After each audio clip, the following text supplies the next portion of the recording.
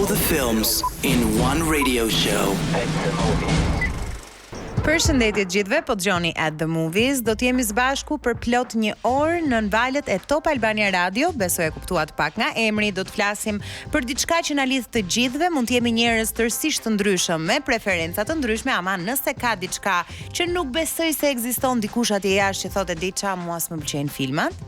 Në ka diçka që na bashkon, është dashuria për të ulur dhe dëshira për të ulur një orësh, një orë e gjys ose 2 orëshi. Ka raste budallënjë dhe psikopatësh si unë dhe kolegu im Tisoni që mund të rrim edhe 6-7 orë përpara ekranit për të shijuar, por nuk mendoj se shijuar është fjala e duhur.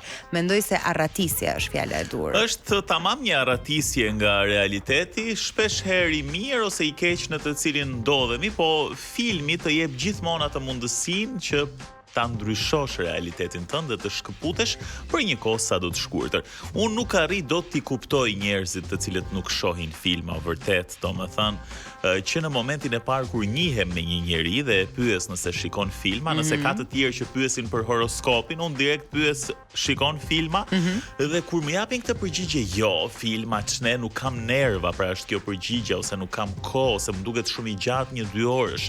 Që aty me mua je një -50%. E ke një lloj problemi aty, nuk je një njeri normal. E vërtet mendoj që përzgjedhja e filmave dhe përzgjedhja e muzikës që dikush dëgjon tregon dhe flet shumë për të, ndaj nuk më pëlqen t'i kategorizoj njerëzit vetëm në bazë të preferencave, po do ishte hipokrite nga ana jonë të thonim që nuk e bëjmë këtë gjë. Absolutisht, po na pëlqen të bisedojmë me njerëz të cilët shohin filma. Nëse doni të keni shije nish, shije unike, shije do thoja deri diku edhe elitare, po e bëjmë këtë vetë sugjerime dhe ngritje në detyrë për veten tonë, po këtë vetë shpallje. Na dëgjoni, shikojeni sugjerimet tona, jo gjithmonë do bini dakord me ne, po na e besoni, shohim dhe shkartisim aq shumë filma dhe seriale, saqë ato që i përzgjedhim vërtet me pikatore për ju, për t'ju hequr dhe atë periudhën dhe atë fazën që ju rrini duke hulumtuar, duke kërkuar, duke pyetur çatin për çfarë flet ky filmi, po sa e ka vlerësimin, po aja vlen ta shoh. Kemi përzgjedhje për gjithçka. E pafundme ajo e përzgjedhjes së një filmi që her pas here na merr më shumë kohë se sa vet filmi. Ka raste që njerëzit dhe heqin dorë. Po sigurisht. Ja bëjnë një lloj dorëheqje dhe thonë, "Oh, shkoj ora 1, flem gjum", kështu që krahas ne të dyve, një sugjerim shumë i madh vjen nga Cineplex, i cili është me ne çdo javë dhe atje është një program shumë interesant filmash nga zhanre të ndryshme ku ju mund të zgjidhni të preferuarin tuaj. Për të gjitha këto do të flasim pas pak, nisim me muzikë të mirë këtë program. Falli 2, Greenland 2, Kazerma, një princeshë rebele, Nuremberg, thirrje për ndihmë, Housemaid, si dhe për fëmijët më pas jemi me The SpongeBob Movie, Search for the SquarePants, Tom and Jerry Forbidden Compass.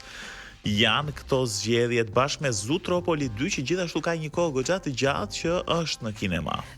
Të them të drejtën, kam filluar të jem shumë kurioze në lidhje me Zootropoli sepse thotë që kam parë vërdall nëpër TikTok që ka shumë referenca nga film klasik që janë shumë të famshëm, pra janë skena të rindërtuara me kartuns bazuar në filma të ndryshëm. Unë kam parë njëshin, e dyshin akoma edhe unë nuk e kam parë. Nuk e di pse, as vetë nuk e di arsyen. Dhe kjo ma shiti akoma më shumë se më pëlqen shumë ky rikrijimi i skenave që ti xhaj ke parë dhe i do dhe janë pjesë e jotja. Po flisim pak më përpara, ky është një emision ku ne bëjmë sugjerimet tona për të gjithë ju që doni të shikoni diçka, ama sugjerimet tona janë gjithmonë të limituara sepse nuk janë sugjerime premierash, nuk ja u japim dot atë aksesin që nga shtëpia juaj ju të keni kënaqësinë për të parë një premierë të fundit, se ky është akses që ja u jep vetëm Cineplex dhe hera herës Cineplex ka mundësinë t'ju japi aksesin të shikoni një premierë 2 ditë përpara se të shfaqet kudo nëpër botë.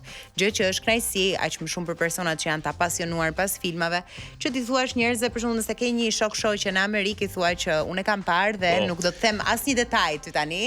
Rri dhe vuaj 2 ditë. Është si të blesh një gjë kur sapo del, pra ku diun një nga këto telefonat e fundit apo një gjë që ti do ta kesh i pari. Kështu është edhe ndjesia kur e shikon filmin. Po, je i pari për të bërë një analizë tënde, edhe ndoshta për të zbuluar ose mos zbuluar, kjo është zgjedhje që kur ke informacionin në dorë ke edhe pushtetin për ta bërë. Edhe po flas pikërisht për premierën më të fundit që është Wuthering Heights, më datë 11 shkurt në Cineplex. E ndjekim pak trailerin dhe zbulojmë se për çfarë flet. Mr. Lynch asked me to marry him. Nuk ka dashuri pa pasion. Heathcliff. Xhelozi. I I will not stand for that fiend. I will not have you near her. Dhe Hakmarrja. Did you think it would stop me?